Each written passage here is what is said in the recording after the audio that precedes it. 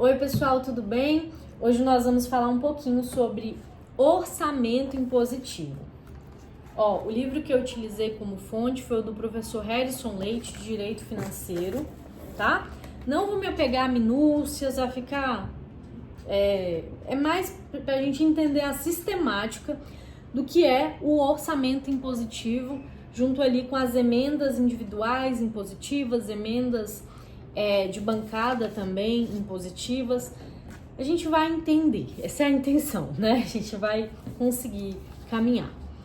Em primeiro lugar, tô com minhas anotações aqui um monte e vou recorrer a elas. Em primeiro lugar, qual é a natureza jurídica do orçamento?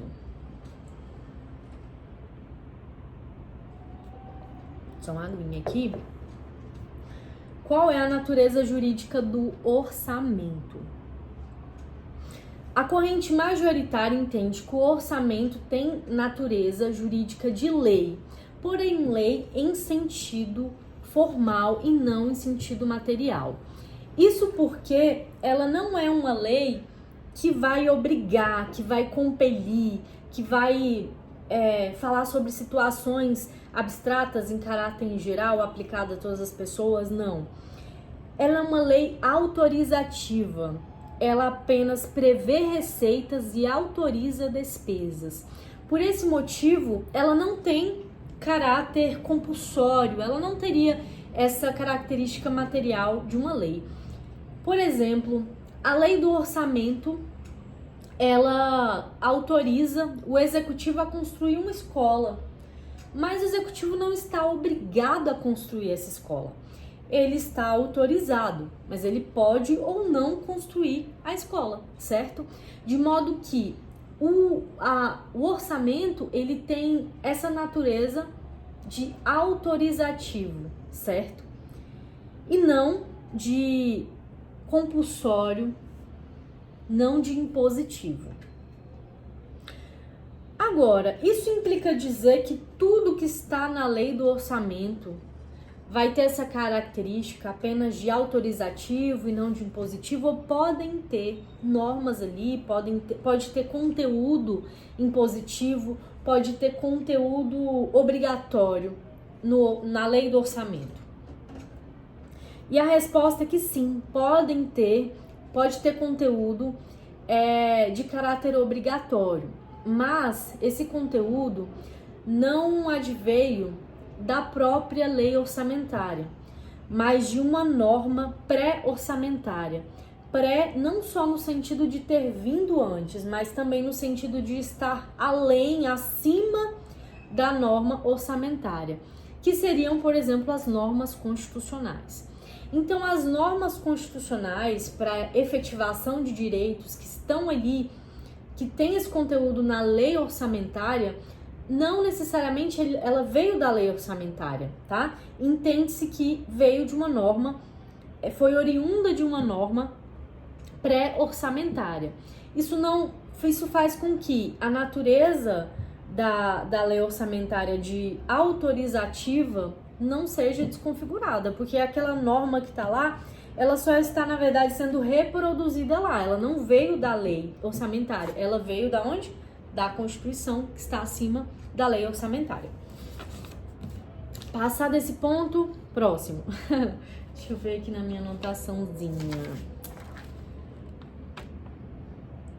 Então, essas leis pré-orçamentárias, elas vão ter muito mais força do que a lei orçamentária em si, porque elas são normas que estão acima da lei orçamentária.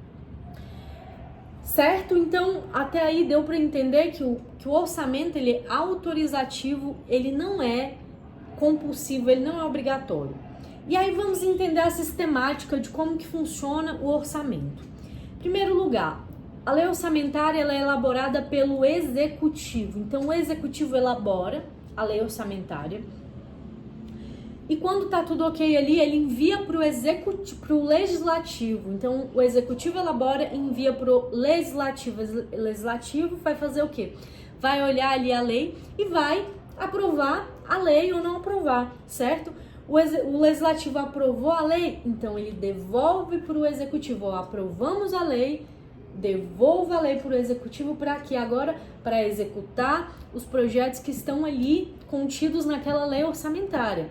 Ah, destinou tanto para lazer da população, destinou tanto para Bolsa Família, destinou tanto para saúde, destinou tanto para educação, destinou tanto para ciência e tecnologia. Tô dando um exemplo, tá, gente? Eu não tenho nem, assim, atributos para ficar me aprofundando muito, porque essas minúcias, assim, administrativas, eu não sei muito como que se processa, mas é só pra gente conseguir entender. Tanto para ciência e tecnologia, né, desenvolvimento de pesquisas e tal. Aí é isso que acontece. Só que o executivo, ele pode fazer ou não. Ó, eu destinei no projeto inicial, quando eu elaborei a lei orçamentária, eu destinei, por exemplo, sei lá, 1 bilhão, não sei nem de números, mas assim, eu destinei 1 bilhão para investimentos complexos de ciência e tecnologia. Aí depois eu não vou executar porque não achei conveniente, surgiu uma outra prioridade, ou seja, o executivo podia modificar. Por que ele podia modificar o que inicialmente ele colocou que ia fazer? E que o legislativo aprovou, certo? O legislativo aprovou, tanto que investir em ciência e tecnologia, depois não vai investir. Por quê? Ah, não achei conveniente, politicamente não surgiu outra prioridade e tal. Então ficava naquela de o executivo ficar sempre modificando o legislativo de forma que se instalava um conflito. Entende que o legislativo ficava enfraquecido? Por quê? O legislativo precisa do cumprimento das emendas, certo? Que estão ali do orçamento, precisa que o orçamento seja cumprido da forma que ele aprovou. Eu, legislativo, aprovei o orçamento desse jeito aqui. Eu quero que ele seja cumprido desse jeito. Mas o executivo fazia meio que assim, que ele queria, né? E aí se instalava um conflito. O legislativo era enfraquecido. Porque, veja bem, o executivo já elaborava a lei orçamentária sabendo que ele poderia lá na frente mudar. Enviava a lei para o legislativo. Só que o legislativo também aprovava sabendo que o executivo podia mudar, certo? Então isso abria margem para barganhas políticas. Porque o legislativo precisava que fosse cumprido, eu vou explicar para vocês por que ele precisa que seja cumprido o orçamento, né? Daquele jeitinho ali. E o executivo sabe que o legislativo, né, precisa que seja cumprido, então ficava aquela coisa de barganha. Depois as emendas individuais impositivas vieram para mudar isso. Barganha no sentido assim, um privilégio do executivo, que tinha mais força, porque ele poderia fazer o que ele quisesse, entre aspas, com o orçamento, certo? Então foi nesse contexto que surgiu, por exemplo, as emendas individuais impositivas. Mas antes de explicar para vocês o que são as emendas individuais impositivas, só um momentinho aqui, deixa eu ver.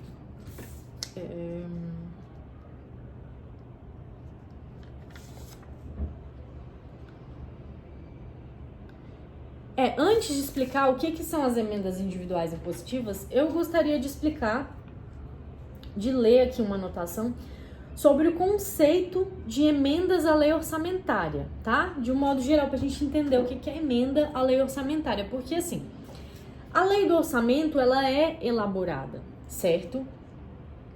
E os políticos, eles, quando estão fazendo campanha, né, os parlamentares, eles falam, olha, quando eu estiver lá no parlamento, eu vou ajudar na saúde, vou ajudar na educação, vou ajudar a construir escola, vou ampliar ciência e tecnologia, vou fazer acontecer, certo?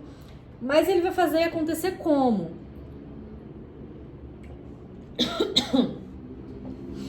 Ele promete que vai fazer acontecer. Mas ele vai fazer acontecer por meio das emendas, entendeu? Porque que o legislativo fica refém do executivo, ficava. Porque o legislativo precisa das emendas, porque senão fica, político mentiroso, prometeu investir, ampliar, investir na educação e nada aconteceu, não fez nada. Mas por quê? Porque ele precisa dessas emendas. Aí ele tinha que ir lá barganhar com o executivo. Ó, executivo, eu preciso que você realmente se proponha a cumprir isso aqui, porque eu tenho que dar uma satisfação pro pessoal que me elegeu, pro povo que eu tô representando, pro estado que eu tô representando. Então ficava uma situação muito complicada, tá? Eu vou ler aqui para vocês conceito de emendas à lei orçamentária.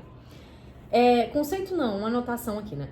As emendas feitas ao Orçamento Geral da União, denominada de Lei Orçamentária Anual, enviada pelo Executivo ao Congresso Nacional anualmente, são propostas por meio das quais os parlamentares podem opinar ou influir na alocação de recursos públicos em função dos compromissos políticos que assumiram durante o seu mandato, tanto junto aos estados e municípios quanto a instituições. Tais emendas podem acrescentar, suprimir ou modificar determinados itens do projeto de lei orçamentária enviada pelo Executivo. Então vocês entenderam a importância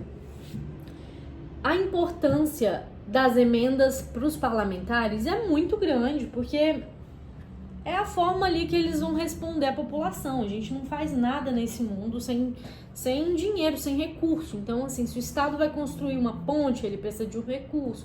Se ele vai abrir uma nova universidade, ele precisa de recurso para abrir uma nova universidade. E esse recurso é o quê? É dinheiro, é emenda ao orçamento, certo? Então, nesse contexto em que o legislativo estava refém, digamos assim, do executivo, é que surgem as emendas, a primeira mudança com a emenda constitucional 86 de 2015, que surge a emenda individual impositiva. E o que é esse nome aí esquisito? Ela vai significar o que, Gabriela? Significa que agora o parlamentar não tem mais que barganhar, implorar para o executivo, ó, faz isso aqui para mim, a gente, né, negocia aqui, eu faço aqui para você alguma coisa, você faz para mim. Ele não tem que barganhar mais, porque agora uma parte do orçamento é impositivo. Cada parlamentar vai ter o seu pedacinho ali para executar. E de modo que aquela emenda individual impositiva, que se chama individual porque ela é individual a cada deputado federal, a cada senador, ela vai ser cumprida. Não tem, acabou esse negócio, agora é impositivo. Lembra que a lei era autorizativa? Pois é, mas a emenda individual, ela é impositiva. O executivo não pode mais, eu ia construir escola, mas não vou construir mais, não mudei aqui de ideia. Na lei do orçamento estava falando que eu ia construir uma ponte, mas eu não vou mais alocar esse recurso, que eu ia investir tanto em ciência, tecnologia, não vou mais fazer isso não, porque agora tem que obedecer às balizas que estão na emenda constitucional que mudou essa sistemática. Então, de 2015 para cá, nós estamos transitando de uma lei, né, do orçamento autorizativa para uma lei impositiva, mas atualmente a lei, ela não podemos dizer que ela é uma lei totalmente impositiva. Uma parte do orçamento é impositivo, mas aí também tem os critérios legais e tal. O que eu estou mais interessada é a gente entender a sistemática, porque essa questão de porcentagem, não sei o que, detalhes, aí a gente consegue facilmente recorrer à lei e olhar. Eu acho que o mais difícil é a gente entender a sistemática de como que funciona, principalmente porque, por exemplo, quem é da área do direito, com algumas exceções, às vezes a gente não entende muito bem do que está acontecendo lá no legislativo, né? Assim, processo legislativo, como que se dão as coisas, como essa questão do orçamento também, que é algo assim muito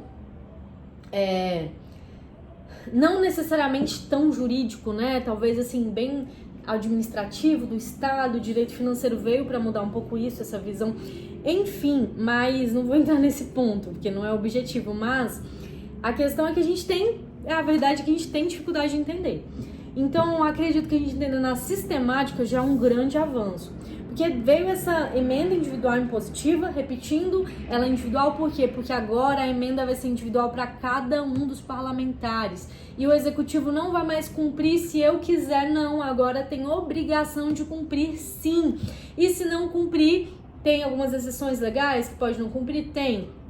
Mas, em regra, se não cumprir, pode incidir em crime de responsabilidade fiscal. Então, ele é obrigatório? Sim. Ele é, como diz, impositivo, certo? E aí, depois veio mais emenda, né? Como eu disse, não vou ficar aqui citando minúcias, mas veio mais emenda e foi estabelecendo outras coisas, como, por exemplo, a emenda de bancada, que ela também é impositiva, aquela bancada ali que representa aquele estado vai ter também uma porcentagem do orçamento que vai ser destinada para tal finalidade, também vai ter caráter impositivo, tudo isso, certo? E eu vou ler aqui para vocês agora o artigo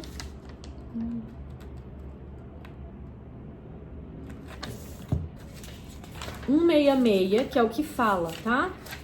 166, parágrafo 9º da Constituição.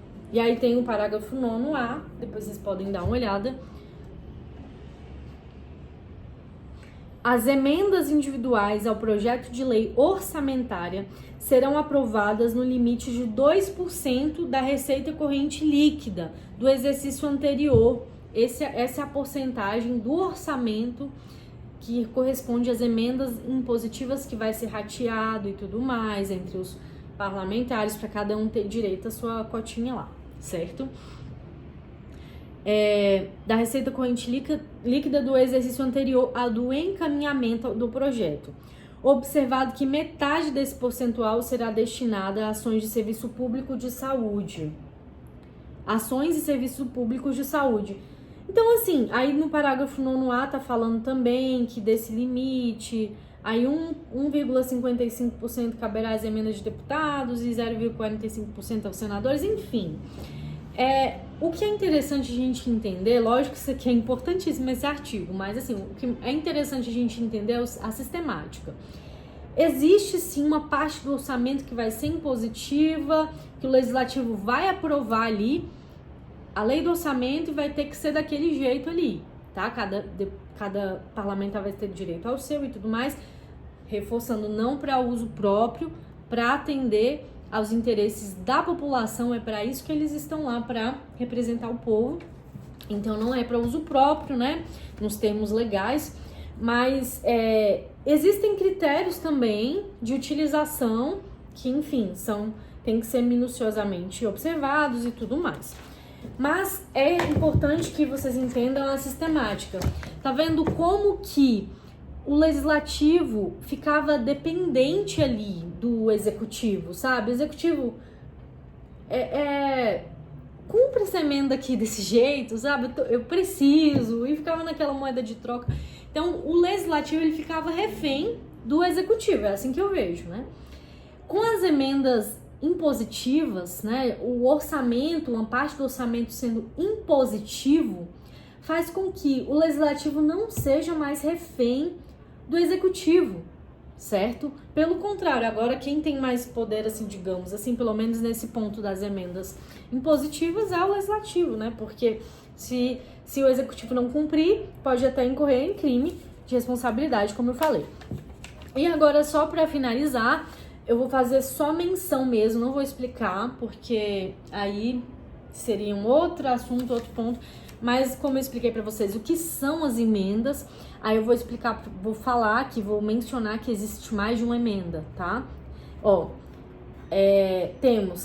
São emendas ao orçamento, né, no caso. Emenda individual impositiva, que foi a que eu expliquei aqui para vocês, mais assim, né, que foi o objetivo desse vídeo hoje, que ela é de autoria de cada senador ou deputado, corresponde a 2% da receita corrente líquida do exercício anterior, como eu expliquei, tá no artigo 166, lá, parágrafo 9, que eu li. As emendas de bancada, que ela também tem caráter impositivo, são emendas coletivas de autoria das bancadas estaduais ou regionais, corresponde a 1% da receita corrente líquida do exercício anterior. Temos as emendas de comissão, que são emendas coletivas de autoria das comissões permanentes de cada uma das casas do Congresso Nacional, e temos emendas do relator, que essa é aquela que é chamada de orçamento secreto, né? Bem polêmica, enfim, principalmente pelo ponto de que nessa emenda do relator não tem assim uma transparência muito grande de como, para que vai ser usada essa emenda, quais são, enfim, não foi transparente, não seguiu a mesma lógica das outras emendas individuais, emendas de bancada e tudo mais, que tem os requisitos lá. E essas emendas de relator, por isso, são chamadas de orçamento secreto, mas não dá para falar delas aqui. Consegui terminar o vídeo, espero que tenha ficado bom. É isso. Tem muito para falar, mas o objetivo era só para a gente realmente conseguir resumir e entender o que é, na verdade, o orçamento impositivo.